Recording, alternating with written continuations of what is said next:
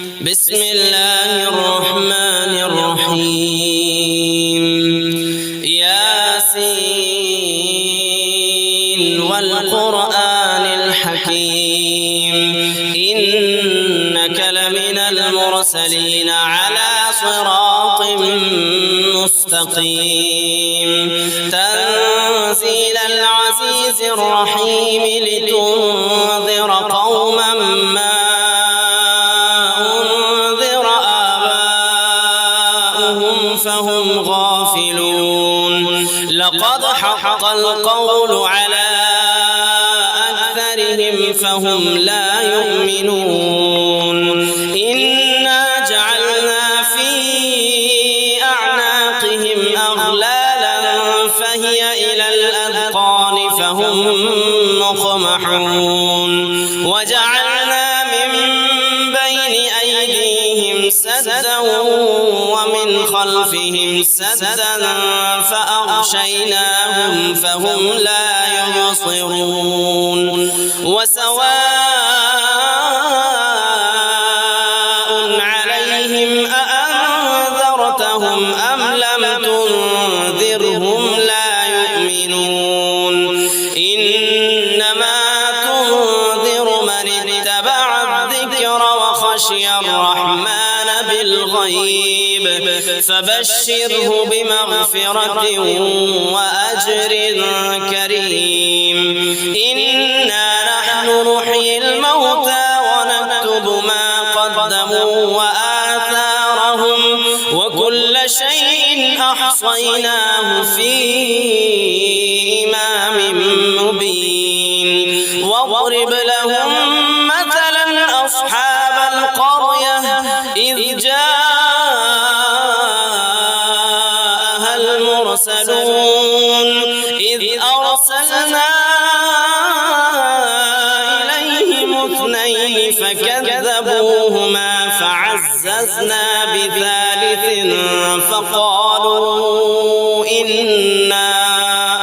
فقالوا إنا إليكم مرسلون قالوا ما أنتم إلا بشر مثلنا وما أنزل الرحمن من شيء إن أنتم إلا تكذبون قالوا ربنا يعلم إنا إليكم لمرسلون وما علينا إلا البلاغ المبين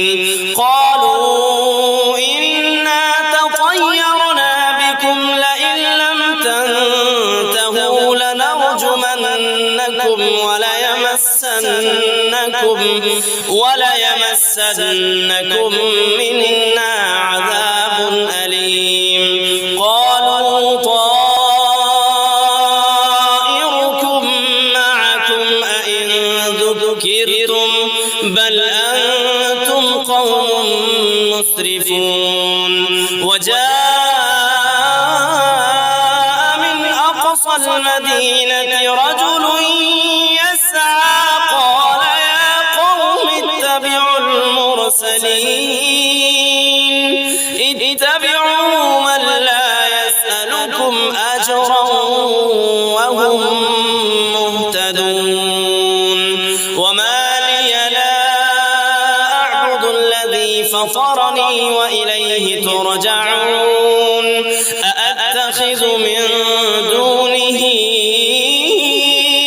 آلهة إن يردني الرحمن بضر لا تغني عني شفاعتهم شيئا ولا ينقذون إني إذا لفي ضلال مبين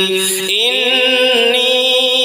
آمنت بربكم فاسمعون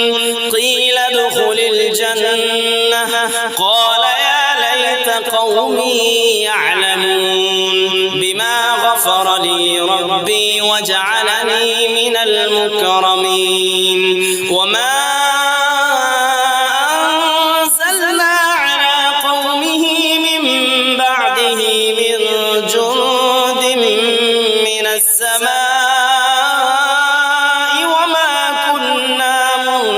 سليم إن كانت إلا صيحة واحدة فإذا هم خامدون يا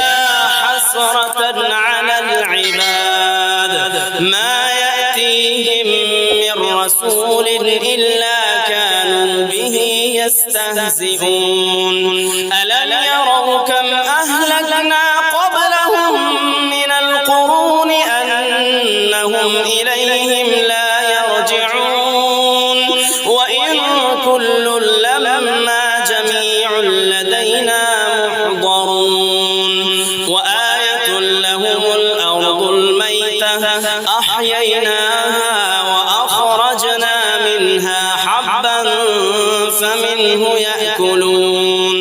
وجعلنا فيها جنات من نخيل وأعناب وفجرنا فيها من العيون